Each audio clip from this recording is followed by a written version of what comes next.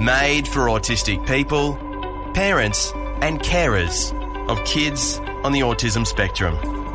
This is A Different Brilliant with Orion Kelly. No two autistic people are the same. Open conversations that inform and engage world a better place for autistic An Aspect podcast focusing on the strengths, interests and aspirations of the autistic community. Welcome to A Different Brilliant.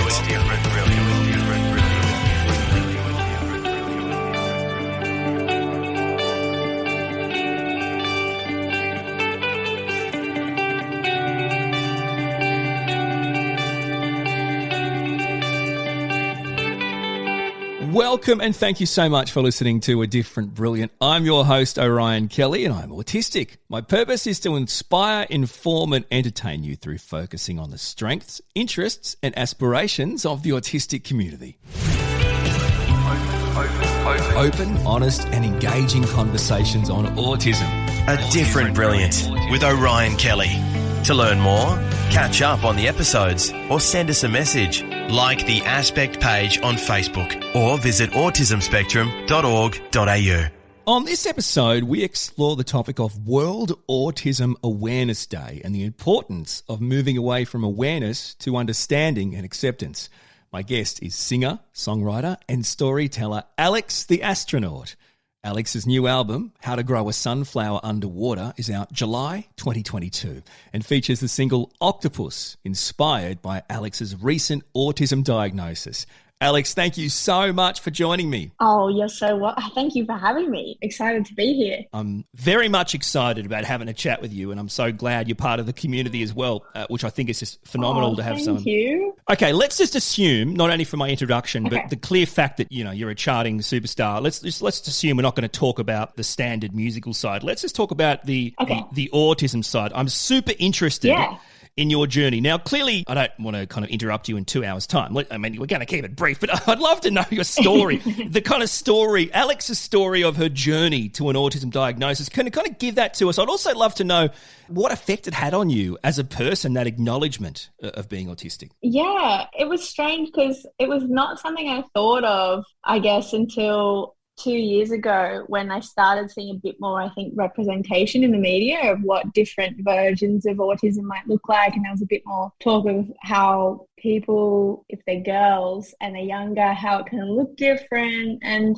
I think that started getting my brain ticking and looking back at what things were like for me when I was little. And I moved a lot when I was a kid. So I think that developmental aspect wasn't watched from a bird's eye view as much as it would be if I was at one school the whole time through. But yeah, I had a little bit of trouble adjusting to a few different schools that I went to. I was a really keen little student. I was obsessed with my sport. I had a bit of trouble making friends here and there, but I kind of almost always found my little niche group, and I played sport, which helped make friends in like a team environment. But yeah, it's funny, there's like not one thing where I'd say like that defines what it meant for me to struggle with being neurodiverse. I think a year and a half ago when I started to work towards getting diagnosed, it was like, oh, wow, there's all these different aspects of autism that I didn't know were part of autism. And I think those aspects were kind of where the picture came together. And I was like, okay. And then when I finally got tested, I think since then I've started to piece it all together. But I think the best thing I learned was like, yeah, it's just not one thing. It doesn't look like one thing. And there's this whole web of things that make up someone who might be on the spectrum that isn't being rainmail,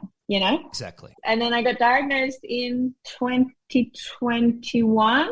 And I think I was expecting, once I heard it, to be like, wow, this all makes sense now. But I was actually quite confused because I think my version, or like the stereotypical version of what I thought autism was, I still didn't fit that. So not much made sense to me. It wasn't until I kind of went through the whole process of working with a psychologist to learn about autism and stuff that I kind of have gone, oh, now I know what I might do differently at different points, and have these explanations that have those like click moments. It's a bit of a higgledy-piggledy kind of. Yeah, but you know what? Just answering that question, I think, is so super useful for for people, and it may be more useful for girls and women, but I think it's so useful to me because, like you said, okay, so this is what autism sounds like, but then I've asked you a question and I've automatically resonated with you. I moved around a lot as a kid, right? Now, I wasn't diagnosed until I was an adult either, and that's what's really interesting. Who's ever said that before? I don't think I've ever heard someone openly say that. It never occurred to me.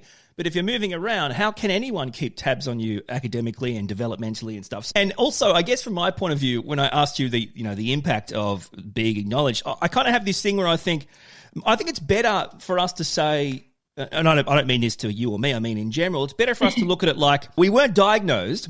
It was acknowledged. Do you know what I mean? Like we were born autistic. You're born autistic, you die autistic. So having that acknowledgement, you've put it out there to your fans. I'm sure I'm a human. I would have been a little bit trepidatious about putting it out there to the fans and the public. Yeah. And do you think it impacted you in a positive way, or are you still kind of working it out? I think it's, for me as a person, been really positive. I think it's interesting the effect it has on other people when I mention it in a professional setting. Yes. I think I've noticed a bit more that people start to get wary of me in ways that they didn't used to, and they start to kind of watch me a bit closer. And it's really interesting because I didn't really expect that. I kind of thought people may treat me a little different, but I didn't expect in that way that they would. That's been a bit it's confronting. Yeah, shocking. It is confronting. Yeah. But then I guess the great thing is I think it's expanded my worldview exponentially. For me, I only have learned about autism and ADHD, and I've started to see how all these different brain styles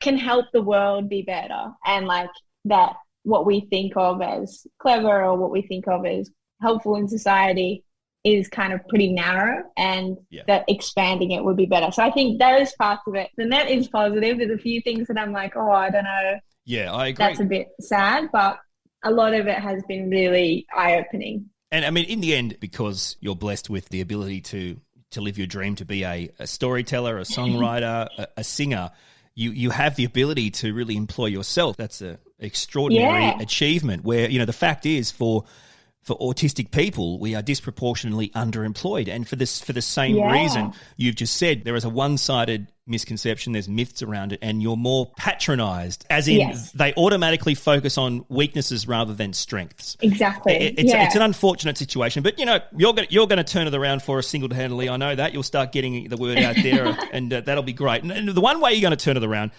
is through amazing music. Now, your new album, How to Grow a Sunflower Underwater, out July 22. Yeah. And for those listening in the year 2050, it's already out. This is a podcast, remember? But it's out July 22 this year, 2022.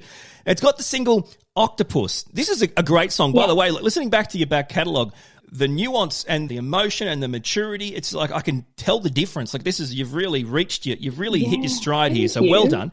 But I wanted just to... Oh, thank you. Can you just give us a bit of the vibe on why your autism diagnosis inspired the creation of this song? And I get the metaphors, but for those listening that haven't heard it, I just love to hear a bit about Octopus and your diagnosis and how that came together. Yeah, so I kind of had a little bit of not a breakdown, but I just had a bit of a struggle at first when I got diagnosed with how people would perceive me. And I started to get really self-conscious around friends that I was usually comfortable with. I kind of started to wonder what they were seeing that I wasn't, about my personality. Were they noticing was different than other people's? And I think that was very rooted in this anti-autistic or ableist thing, and it took me a while to kind of, I guess, unpack it. And the thing that helped me was I would go snorkeling, and that was something that, as well, we were in lockdown, it was like a complicated time. I'd go snorkeling, and that was kind of a good way of just relaxing and going a little bit swimming. And I then watched My Octopus Teacher, which I'm sure most people have seen. It's amazing. About the guy that it is the best. Makes friends with the octopus. Yeah, I love it. Yeah, it was really, really well done. And I think it really showed how arrogant humans can be sometimes with our skills. And we think we know everything, whereas this alien that lives underwater can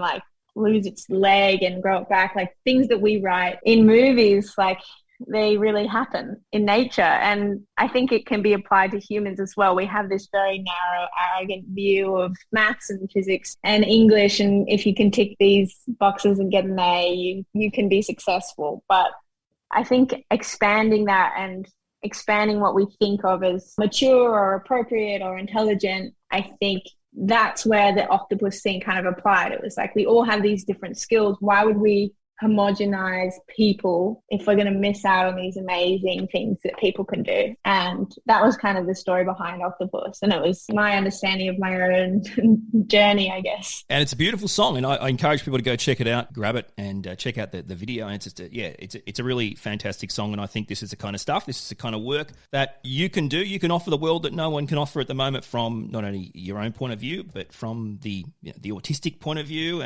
Not to mention, really, I'm seeing more Alexes every day in the autistic community. And because that is what people don't understand, is there is definitely a different ratio of people in the autistic community and their connection to the LGBTIQA plus community, right? Like I'm saying that there's a genuine connection there, and I talk to people all the time. So you're the modern face. So to use that for good, I'm super grateful for. So thank you. Oh, no worries. I'm going to talk about stuff you've learned, you talked about with psychologists and learning, but let's put all that aside. Prior to that diagnosis, because I know for me it was definitely a steep learning curve understanding autism, and I made a lot of mistakes before I learnt, right? You just use the wrong words and you don't realise it and all that kind of stuff. But prior to that diagnosis, did you know much about autism? You've talked about things like Rain Man and the one kind of, I guess it's the white boy, right? Yeah. What were the kind of things you knew prior to learning stuff? I think I kind of only knew really about stereotyped versions of autism. And I think that was really damaging. And I think my family and friends always used to joke that I was autistic. And it became like this, very two-dimensional version of something that's really three-dimensional, like because I was good at maths in school and those kinds of things, and I was scared of loud noises, there was some parts of me where I was like, oh, okay, yeah, that makes sense, that fits in. But this other massive, like the iceberg kind of idea, this under the water picture of what autism is, and not just being that tip, I kind of like, I'm still learning about it now.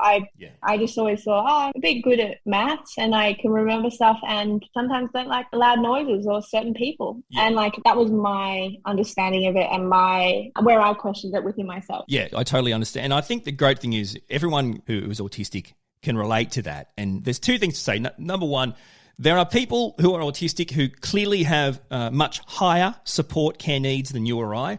And at no point by us talking and sharing our experiences are we saying that we are better than anyone else who's autistic. We're saying there are people with higher care needs than us, and if we can make their life better and provide them understanding and acceptance, we're going to use our skills and abilities to lift them up. People think because we're the ones making songs and YouTube videos and podcasts that, we're trying to say this is autism. But no, it's an infinite colour wheel, the spectrum. Yeah. And that's I like that idea of it. Yeah, and I think that when I was getting tested, I was like, so do I get a number? Like, do I get a number of autistic? Like, what do I get back? And she was like, that's not what it's about. It's about, this wheel where people have different care needs. For you can live independently. Some other people may not be able to do that. And I think like when they explain that to me and why it's important not to kind of give a number of autism to someone is because the people that are independently living or can have those different care needs, and they can be written off as not that autistic. And that kind of stops them from getting the help they need. And when they explained it to me about the people that need slightly more care or like have a lot of different needs, they can be dehumanized and made to feel very separate and not seen for the skills that they have. I started to see like how people distance themselves from people with disabilities. Yeah, and absolutely. I think that I've definitely noticed that. Well, people will come up to me and say, you're not that autistic. And I'm like, well, you're trying to say that as a compliment, but in the same sentence, you're dehumanizing these people who have higher care needs. And I think, it's not about saying that my version of autism is representative of everyone. That's, I guess, starting to see what we do to disabled people as a society. Yeah, exactly. And the bottom line is you're either born autistic or you're not. You can't be born half-half. We all, you know what? I guarantee Alex and I guarantee we have high support needs days, right? There's no way we are only ever low care needs or low support needs. It fluctuates. I really think autism is fluid, and I get that, but also there's comorbidities. So some people may have comorbidities. They could be intellectual disabilities. They could be epilepsy. For me, I have two. I have GAD, generalized anxiety disorder, and social anxiety disorder, right? So they're comorbidities. Yeah. They're things that I struggle with as well. But you can't put them together. You can't lump them together, right? So we're all individual. We're all different. And in the end, we're actually part of a disabled minority. And that's just a factual way of putting it. And it's important that we stand up for minorities in life. And that's what I actually want to talk. That's what I want to talk about now. There's plenty of misconceptions around autism. I'm talking autism and gender, autism and race, autism and sexuality. The idea that you would try and test, Aboriginal or Torres Strait Islanders with a white boy test is not going to work, right? So clearly we've got a lot of work to do here. What are some of the things that you've learnt along the way that you'd love everyone to know about autism and gender and race and sexuality? Well, I think it's interesting having been part of lots of the conversations around LGBTQIA+ people, and then coming into this world of autism, I guess, there's a lot of parallels. And I think like in the LGBT+ community, there's these intersections where for white people in that community, there's a completely different experience to those of people of colour. And then the next layer is people of colour who also have a disability. There's another layer. And then there's a different layer of different class systems and where you live and all of those things. All of these things we know intersect. And I think what people don't realise is how underdiagnosed autism can be or underacknowledged autism can be. And like that, there's on the gender section, the test was made for young boys. It wasn't made for girls. And so when we're missing out on these people, it means that we're missing out on helping them develop skills that they're going to need for the rest of their life. And I think that isn't understood. I think when I've told people I got diagnosed as an adult, they're like, oh, that's like crazy you didn't get diagnosed. But there's such a grief with getting diagnosed as an adult because you haven't been able to get the support growing up. And I think when we look at girls and then you look at people of colour, the level of diagnosis goes down again. And so we're missing out on all of these people that need support that could be living different lives. And I think that's where I've noticed with the same thing with the sexuality conversation is people who had to hide their sexuality to a certain point, they've missed out on living portions of their lives. They've missed out on having certain relationships. They've missed out on having a stable mental health situation because of traumatic events that they've experienced.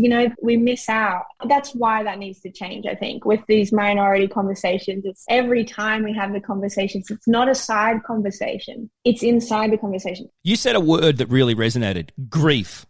Adults that are acknowledged, that diagnose autistic later in life. Number one, you feel a weight lift off your shoulder, a sense of relief. Mine was because I've been now told I'm not a bad person. I do deserve to be here. I have worth. But you also get grief. It's like, hang on a second. Who have I been my whole life? Who have I been? Who am I? And well, I think that's like, it all comes from the same thing. And I think that's where these conversations about intersectionality and discrimination and minorities, the reason that they're all parallel is because white society has tried to make us into these guy marries girl, white people are superior. All of these ideas that have been cultivated in our culture for a long time have been forcing people to the outskirts. And I guess at the moment, it's really fantastic that we're kind of as a group going, this doesn't work. We're missing people. People are losing their lives. They're not getting to live out their full stories. They're not getting all the support that they need. How do we change this? And I think that's where these minority groups crowdsourcing like information from one area that's a minority, you can go, oh, okay, they use this and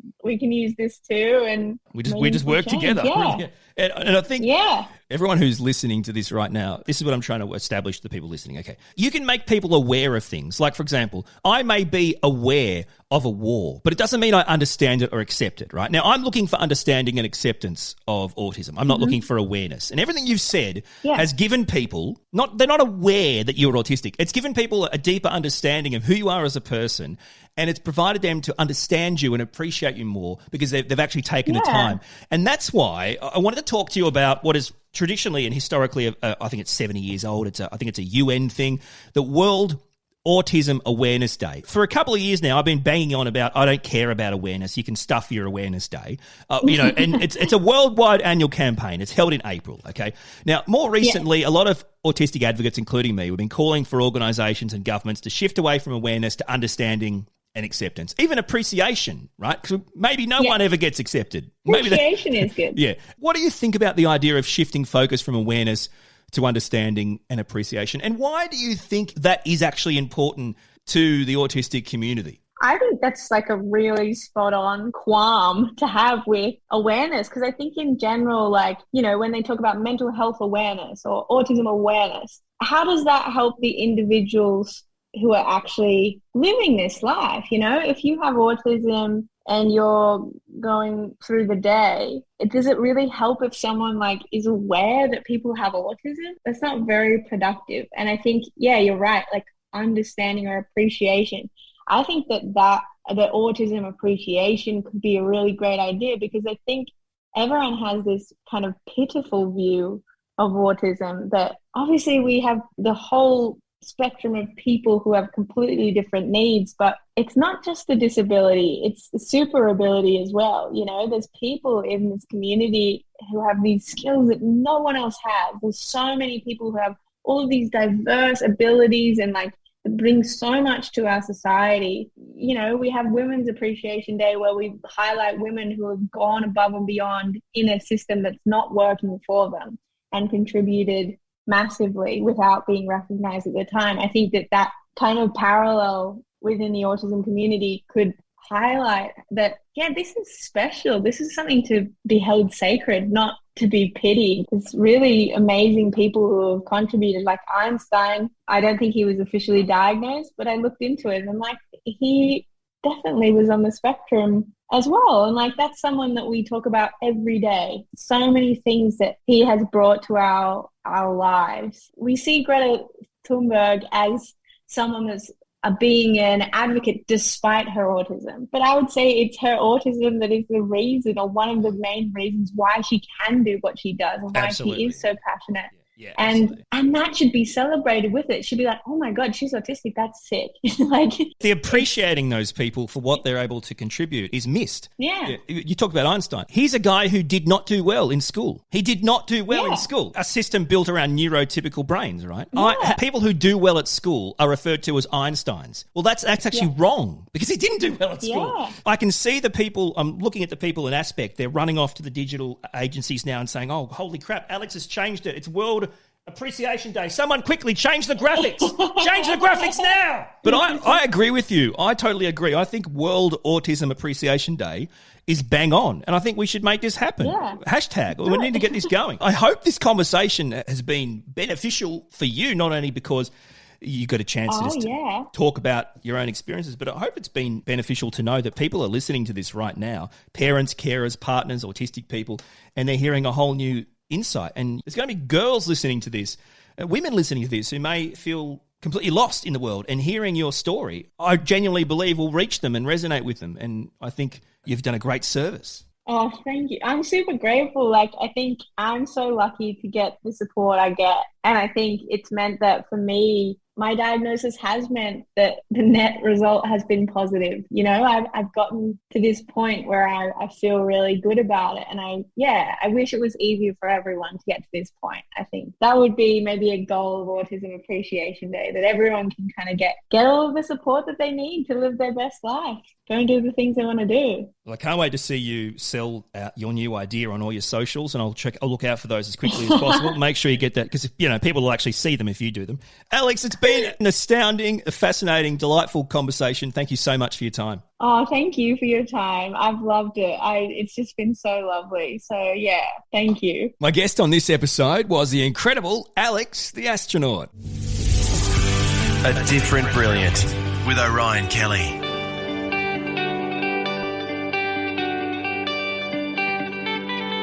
Hey, thank you so much for listening to A Different Brilliant. I really do appreciate it. Now, if this episode has resonated with you, please share it with your family and friends so we can reach more people.